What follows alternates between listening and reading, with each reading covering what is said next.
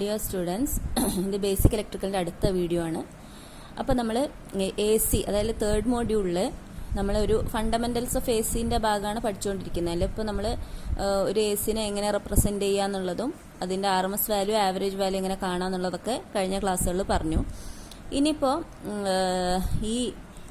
ഈ വീഡിയോ എന്ന് പറയുന്നത് നമ്മളൊരു ACനെ നമുക്ക് പല രീതിയിൽ റെപ്രസെൻറ്റ് ചെയ്യാം. ഏതൊക്കെ ഫോമിലാണ് റെപ്രസെൻറ്റ് ചെയ്യാൻ പറ്റിയ ഒരു ACനെ എന്നുള്ളതാണ് ഫേസർ റെപ്രസെൻറ്റേഷൻ എന്ന ഈ പോർഷനിൽ പഠിപ്പിക്കാൻ പോണത്. അപ്പോൾ നിങ്ങൾക്കറിയാം, ഒരു ഫേസർ എന്ന് പറഞ്ഞു കഴിഞ്ഞാൽ എന്താണ്? It's A complex number. ആ കോംപ്ലക്സ് നമ്പർ എങ്ങനെയായിരിക്കും?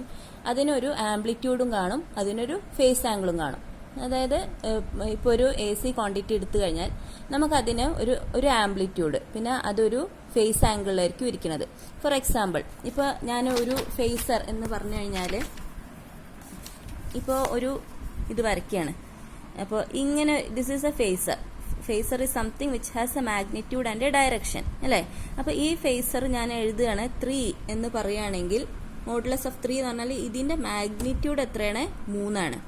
അതിൻ്റെ ഡയറക്ഷൻ ആണ് ഈ കാണിച്ചത്. അപ്പോൾ ആ ഡയറക്ഷൻ എനിക്ക് ആംഗിൾ വെച്ചിട്ട് റെപ്രസെൻറ്റ് ചെയ്യാം. ഫോർ എക്സാമ്പിൾ, ഇതൊരു 30 ഡിഗ്രിയിലായിരിക്കണമെന്ന് വെച്ചാൽ ഇതെനിക്കൊരു ആംഗിളിൽ റെപ്രസെൻറ്റ് ചെയ്യാം. അപ്പോൾ ഈ ഫേസറിനെ ഞാൻ എങ്ങനെ റെപ്രസെൻറ്റ് ചെയ്യാം? 3 at an angle 30 എന്ന് പറഞ്ഞ് റെപ്രസെൻറ്റ് ചെയ്യാം. ഓക്കെ, സോ ഇതാണ് ഈ ഫേസറിൻ്റെ റെപ്രസെൻറ്റേഷൻ, 3 at an angle 30. അപ്പോൾ ഇതൊരു ഫോം ഓഫ് റെപ്രസെൻറ്റേഷൻ ആണ്. ഇതുപോലെ ഇതിന് വേറെ കുറേ ഫോം ഓഫ് റെപ്രസെൻറ്റേഷൻ ഉണ്ട്. ആ ഫോംസ് ആണ് ഞാൻ പഠിപ്പിക്കാൻ പോണത്. അപ്പോൾ നമ്മളിപ്പോൾ ഫോർ എക്സാമ്പിൾ നോക്കൂ, ഇതൊരു AC ആണല്ലോ, ഒരു ഓൾട്ടർനേറ്റിംഗ് ക്വാണ്ടിറ്റി. അപ്പോൾ ഇതിനെ നമ്മൾ എങ്ങനെയാണ് ഒരു ഫേസർ വെച്ചിട്ട് ചെയ്യാൻ നോക്കാം. ഫോർ എക്സാമ്പിൾ, ഞാനൊരു ഫേസർ എടുക്കണം. ഫേസർ ഞാൻ പറഞ്ഞു it is something which has A magnitude and A direction. അപ്പോൾ ആദ്യം ഞാൻ ഒരു സർക്കിൾ എടുക്കുകയാണ്.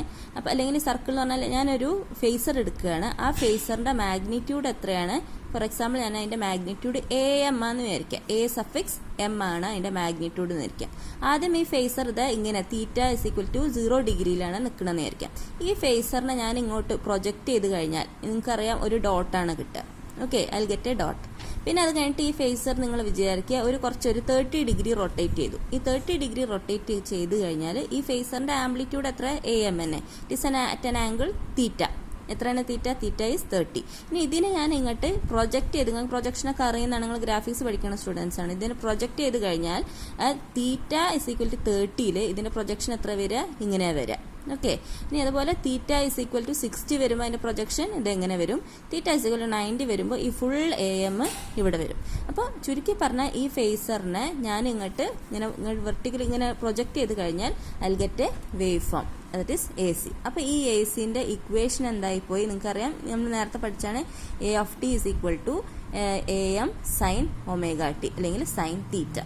അതന്നെയാണല്ലോ ഇവിടെ നിങ്ങൾക്ക് അറിയണത്. തീറ്റയ്ക്ക് ഞാൻ 0 ഇട്ട് കൊടുക്കുമ്പോൾ ഇവിടെ എന്താവും? sin 0 എന്ന് പറയുന്നത് AM sin 0 എന്ന് പറയുന്നത് 0 ആവും. പിന്നെ അതുപോലെ ഈ വാല്യൂ ഇത് എത്രയെന്ന് കിട്ടണമെങ്കിൽ ഇതിന്റെ മാഗ്നിറ്റ്യൂഡ് കാണണമെങ്കിൽ ഇവിടെ എന്താ കൊടുത്താൽ മതി? തീറ്റക്ക് 30 കൊടുത്താൽ മതി. ഫോർ എക്സാമ്പിൾ, ഇവിടെ തീറ്റക്ക് 90 കൊടുക്കുമ്പോൾ ഇവിടെ എന്താവും? AM sin 90 അല്ലെങ്കിൽ AM വരും. അപ്പം ഞാൻ ഈ ഒരു വേവ് ഫോമിന് അല്ലെങ്കിൽ ഈ ഒരു ACനെ ഞാൻ ഫേസർ വെച്ചിട്ട് എങ്ങനെയാണ് അത് റിപ്രസെന്റ് ചെയ്യുക? So I get this wave form എങ്ങനെയാ? By rotating a phasor. ആ ഫേസറിന്റെ ആംപ്ലിറ്റ്യൂഡ് എത്രയാണ്? AM from θ=0 to θ=360. അങ്ങനെ ആ ഫേസർ റൊട്ടേറ്റ് ചെയ്യുമ്പോഴാണ് എനിക്ക് വേവ് ഫോം കിട്ടുന്നത്. സോ ഇതാണ് നമ്മളുടെ ഫണ്ടമെന്റൽ ആയിട്ടുള്ള കാര്യം. ഇത് ചിലപ്പോൾ യൂണിവേഴ്സിറ്റി എക്സാമിന് ചോദിക്കലുണ്ട്, how do you represent an alternative quantity with a phasor. അപ്പോൾ ഈ പറഞ്ഞ സാധനം, ഈ AM എന്ന് പറഞ്ഞ ഫേസർ 0 to 360 ഡിഗ്രി റൊട്ടേറ്റ് ചെയ്യുമ്പോൾ നിങ്ങൾക്ക് ഒരു വേവ് ഫോം കിട്ടും എന്നുള്ളതാണ് നിങ്ങൾ വരച്ച് കാണിക്കുന്നത്. അതുപോലെ നിങ്ങൾ നോക്ക്, ഇപ്പോൾ 2 ഫേസറാണ് ഞാനിവിടെ ഈ ഫിഗറിൽ എടുത്തിരിക്കുന്നത്. അതായത് ഒരു ഫേസർ എന്ന് പറഞ്ഞാൽ IM എന്നുള്ളൊരു ഫേസറും അടുത്ത ഫേസർ VM എന്നുള്ളൊരു ഫേസറും. അപ്പോൾ ഇവിടെ നോക്കിക്കഴിഞ്ഞാൽ ഞങ്ങൾക്കറിയാം, ഇവിടെ IM എന്ന് പറയുന്നത് VMനെ ലാഗ് ചെയ്യാണ്, അല്ലെ? VM ഈ ഒരു ഡയറക്ഷനാണ് റൊട്ടേറ്റ് ചെയ്യണമെന്ന് വെച്ചാൽ ആംഗുലർ വെലോസിറ്റി ഒമേഗ ആണെങ്കിൽ ഇത് റൊട്ടേറ്റ് ചെയ്യണമെന്ന് വെച്ചാൽ VMനെക്കാളും 5 ഡിഗ്രി ബാക്കിലല്ലേ IM ഉള്ളത്. അപ്പോൾ IM ലാഗ് ചെയ്യാണ്. ഓക്കെ, ഞാൻ ലാഗിങ്ങും ലീഡിങ്ങും നേരത്തെ നിങ്ങൾക്ക് പറഞ്ഞു തന്നുണ്ട്. അപ്പോൾ ഇതാണ് ഞാൻ VM എടുക്കണമെന്ന് വെച്ചാൽ വോൾട്ടേജിന്റെ ഇക്വേഷൻ V=VM sin ωt എന്ന് എഴുതും. ഇത് ലാഗ് ചെയ്യണ സ്ഥിതിക്ക് ഇത് എങ്ങനെ എഴുതുക? I ലാഗ് ചെയ്യാണ് by an angle 5. So it will be IM sin ωt -5. അപ്പോൾ ഇതും നമ്മൾ ഫേസറായിട്ട് വരയ്ക്കുകയാണെങ്കിൽ ഈ VM ഞാൻ 0-ന്ന് 360 ഡിഗ്രി കറങ്ങുമ്പോൾ എനിക്ക് ഈ ഒരു വേവ് ഫോം കിട്ടും. നമ്മൾ ഫസ്റ്റത്തെ ക്ലാസ്സിൽ പഠിച്ചാണ്. അതുപോലെ ഈ ഒരു IM ആണെങ്കിലോ IM ഞാൻ ഫോർ എക്സാമ്പിൾ ഇവിടെ തന്നെ തുടങ്ങാന്ന് വിചാരിക്കുക. അപ്പോൾ ഇത് ഇവിടെ IM ഇവിടെ എത്തണം, VM ഒരു 5 ഡിഗ്രി മുന്നിലായിരിക്കും വരിക. അതുപോലെ IM ഞാൻ ഫുൾ 360 ഡിഗ്രി കറക്കുമ്പോഴത്തേന് എനിക്ക് എന്ത് കിട്ടും? എനിക്ക് എഗെയിൻ ഒരു വേവ് ഫോം കിട്ടും. VM-നെക്കാളും ചെറുതാണ് IM, അതുകൊണ്ട് ഈ വേവ് ഫോം വലുതും I എന്ന് പറയുന്നത് ഇതിനേക്കാളും ആംപ്ലിറ്റ്യൂഡ് കുറവുമാണ്. കാര്യം VM-ന്റെ മാഗ്നിറ്റ്യൂഡ് IM-നെക്കാളും കൂടുതലാണ്. VM is larger. അതുപോലെ ഇതിന്റെ ഫേസ് എങ്ങനെയായിരിക്കും? IM lags VM by an angle 5. അതായത് VM-നെക്കാളും ഒരു 5 ആംഗിൾ ലാഗ് ചെയ്തിട്ടാണ് ഇതുണ്ടാവുക. ലാഗിങ് എന്ന് പറഞ്ഞാൽ ഇങ്ങനെ റെപ്രസെന്റ് ചെയ്യുക. അത് VM 0 ആകുമ്പോൾ IM 0 ആയിട്ടില്ല, IM കുറച്ച് ബാക്കിലാണ്. ഇത് VM മാക്സിമം എത്തുമ്പോൾ IM മാക്സിമം എത്തിയിട്ടില്ലല്ലോ. IM എപ്പോഴാണ് മാക്സിമം ആവുക? ഒരു 5 ആംഗിൾ കഴിഞ്ഞിട്ടേ മാക്സിമം ആവുള്ളൂ. അപ്പോൾ this is leading and this is lagging. അപ്പോൾ അത് നമ്മൾ രണ്ട് ഫേസർ വെച്ച് റെപ്രസെന്റ് ചെയ്ത് V = VM sin ω-t I = sin ω-t - 5.